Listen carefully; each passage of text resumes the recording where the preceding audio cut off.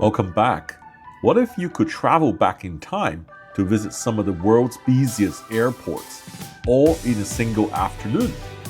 Hidden away in Los Angeles, two passionate aviation enthusiasts have spent years building what is arguably the world's largest display of airport and aircraft models, flying from 1970s New York JFK to London Heathrow, and back to the current Los Angeles and Mumbai.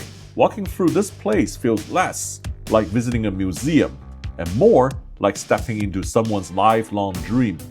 And today, I'm back for my second visit to see their latest masterpiece. Let's explore. Hey Sam, welcome back to the world of airports. Gentlemen, what are we going to see today? Well, Sam, we're excited to show you our latest edition here at the World of Airports, Hong Kong's Chui.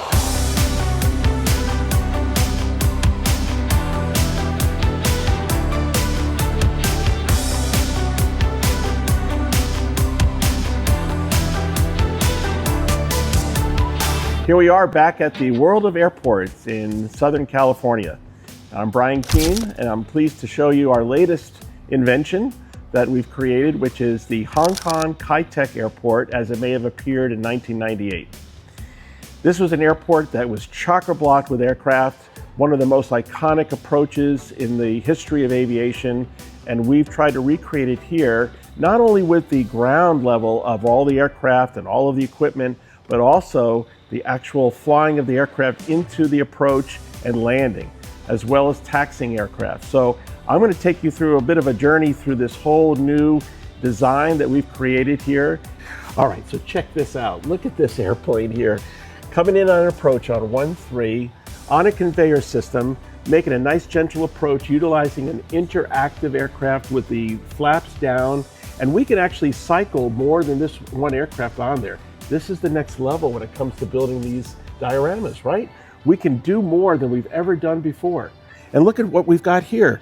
Taxiing aircraft coming around in a circle, going at this right speed of a 1 in 400 scale in a Kai Tak environment. And we can interchange these too. We can take out Ansett and we can put in Cathay, whatever we want to do. All right, Sam, this is where it all began. Checkerboard Hill, big important part of what makes Kai Tak so unique. Planes coming in on the IGS system, making a 47-degree turn and landing on 1-3 at a high speed, descending turn, very dangerous. They called it the Kai Tak heart attack, right? Because it was so dangerous.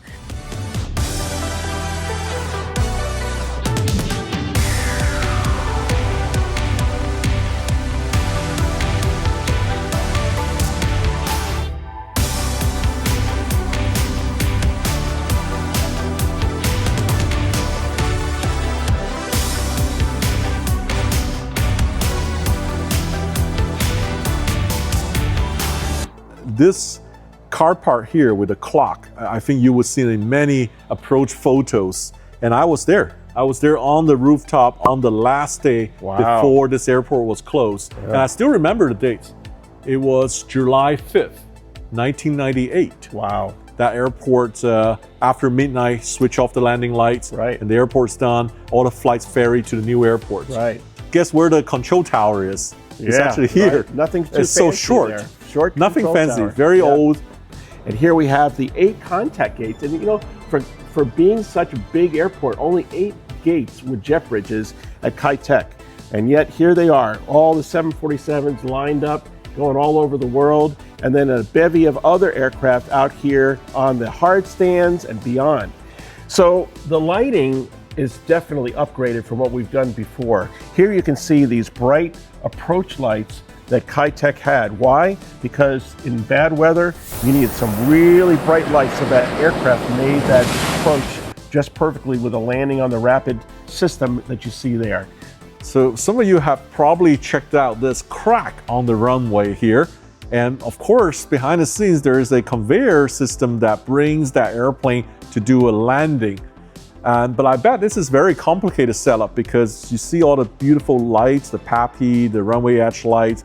Walking around Kowloon City here as we come around the edge, and here we have a section of Kowloon Bay with the ferries and the high-speed hydrofoils, as well as cargo shipping and tugs and all the stuff that went into that. And of course, the rocky area as it meets the runway, along with some of the ILS buildings. The water system, this is not actually water, it's something called propylene glycol.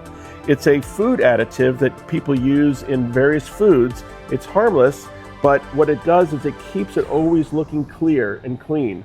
Unfortunately, water, if you put it in there, it will get to be algicide and it'll start to, get mildew. So this water will stay like this for a long time. Check this out. We added some lighting for our CFR fire station, as well as our airport beacon, our green and white. And then, of course, all the taxiways leading all the way down to this turning radar system, which hand-built, took us about 5 hours just to build that radar system.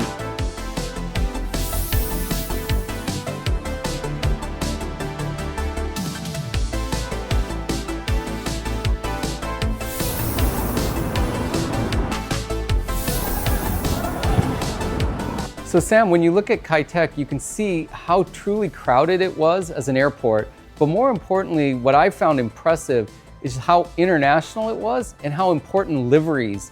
So Raj, out of all the planes here on display, which one's your favorite if you have to pick one? Well, so many to choose from, but I have to go with Cathay's Classic. We're here in Hong Kong, so it makes the most sense. The airplane that resembled the most in my memory is the United Battleship, the 747. I've taken on United Battleship in and out of Hong Kong many times, and also watching it countless times, and it just resembled the late 90s. United was one of the dominant force. They have a base in Hong Kong. They come in 6 times a day on the 747s. So that really hits me. But there are many good airplanes out here. Transaero DC-10, Continental Micronesia DC-10. Lots of classic. Half the planes, if not more than that, is gone now.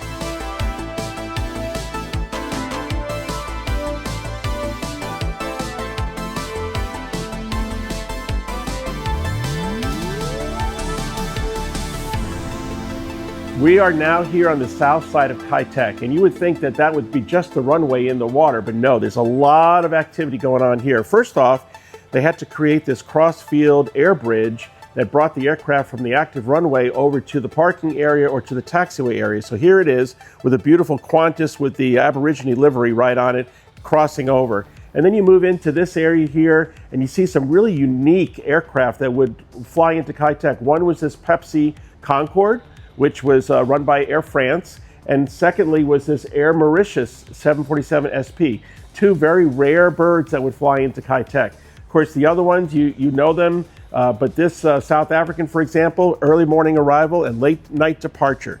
So now he's sweeping over to the other side of the airport, past the hotel and the cargo administrative building, to this awesome cargo area. And as you know, Hong Kong is synonymous with cargo. And even back then, the amount of cargo that they were moving through Kai Tak was far beyond what they could handle. They even had to put cargo containers on the roof of the building because there was so much volume coming out of this building. And we've tried to recreate that example right here. All of the semi-trucks bringing in cargo and just so much logistics of moving of aircraft and equipment. And it continues all the way down this section of the airport on the far east side. I use Surfshark VPN to bypass internet censorship, to find cheaper travel, and to secure my connection.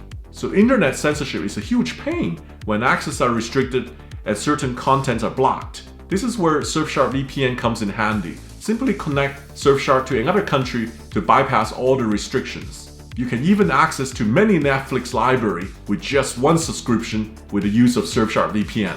With Surfshark, there are opportunities to find cheaper travel, cheaper air tickets, cheaper hotel, and cheaper rental cars. Simply connect Surfshark to different countries to check the pricing. As a frequent flyer, I often use public Wi-Fi at the airport and in the hotel. If you want to secure your connection and encrypt your data, then I recommend using Surfshark VPN. So here is the best deal for my viewers today. Go to surfshark.com/Sam and get 4 additional months of Surfshark. You know what's really cool about this airport is if you look long enough, you actually immerse yourself. You think you're part of the scene. You're about to board that 747. You're standing on the ramp and wondering, look at all the tails and all the moving planes, like you're in that playground. Yeah, so what I'm doing is doing plane spotting, but instead of a real airplane, the model looks so close to real, and I love taking pictures of all the details.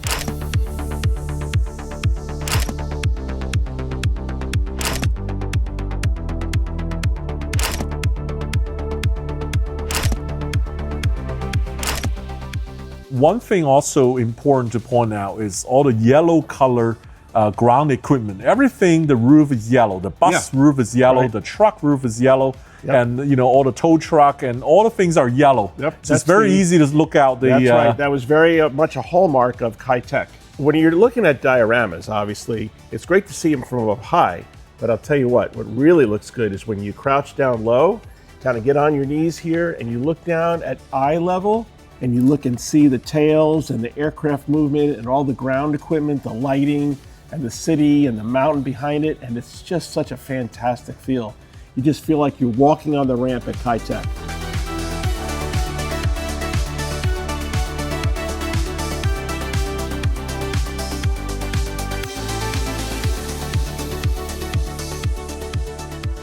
Our tour continues here at the Hagel hangar. And Brian, I bet you took some creativity from those pictures. Yes. From maintenance, because I remember seeing the BCAL DC-10, British Caledonian, Northwest, you know, even the C5 Galaxy from Air Force here, they were constantly coming into Hong Kong. They were. Evergreen as well.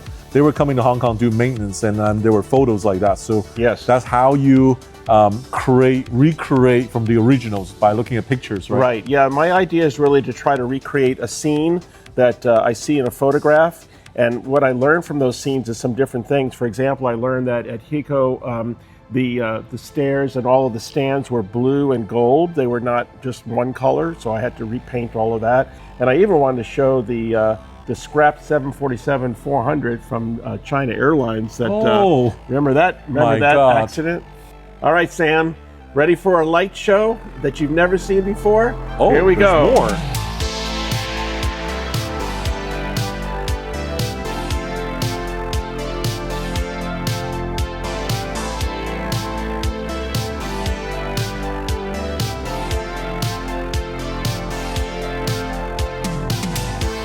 Wow, the night scene really brings this place to life. Every light, every aircraft, every detail feels incredibly authentic. For a moment, I completely lost myself in the scene, imagining I was back on board, making one last approach into the legendary Kai-Tech airport.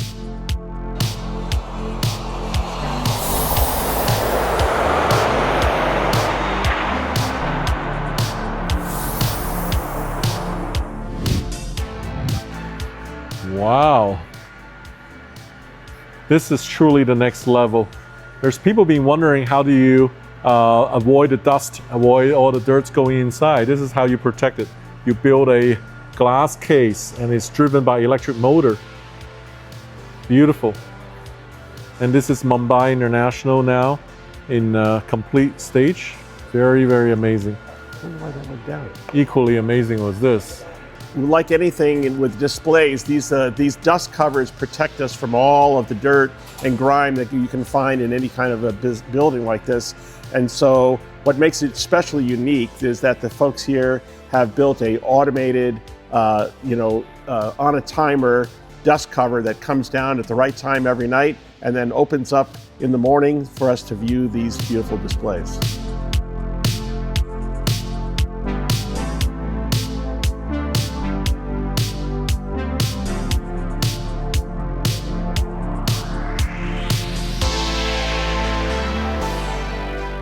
Hey Sam, come on into our 767. You've seen our airports and our models. We want to show you this place where Brian and I come up with our ideas. Okay, yeah, this is so cool, having a fuselage cross-section inside. It is a real airplane. Should we go over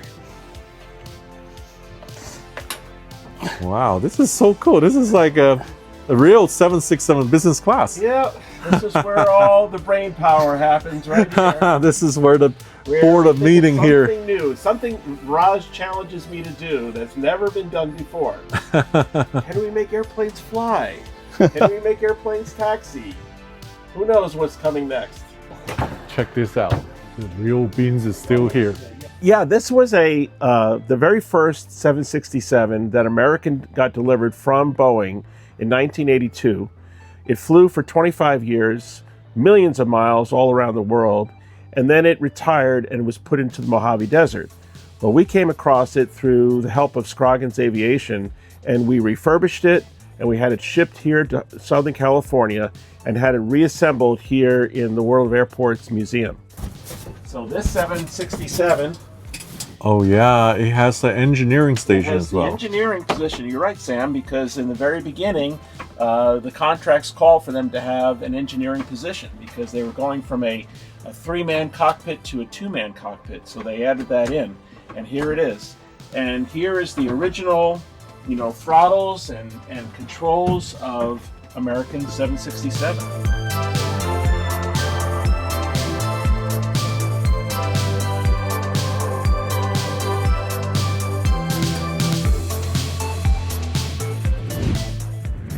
Nothing like this happens accidentally. It first starts with a passion for the models, a passion for aviation, and also the memories that I have flying around the world, in the airline business. And so it starts with all of that. And then when you're building something of this size, and this is 12 foot by 17 feet, you're talking about countless amounts of ground equipment, over thousands of pieces of lighting, hundreds of aircraft, as well as all of these buildings that have to be handcrafted and weathered and positioned just right.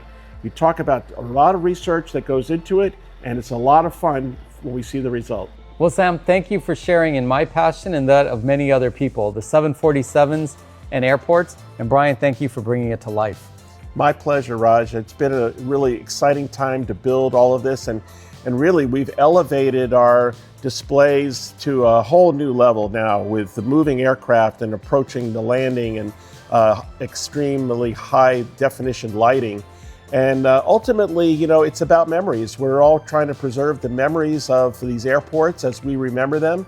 In fact, this may be the only place in the world where you can go to see a full display of Kitech as it once was in its heyday.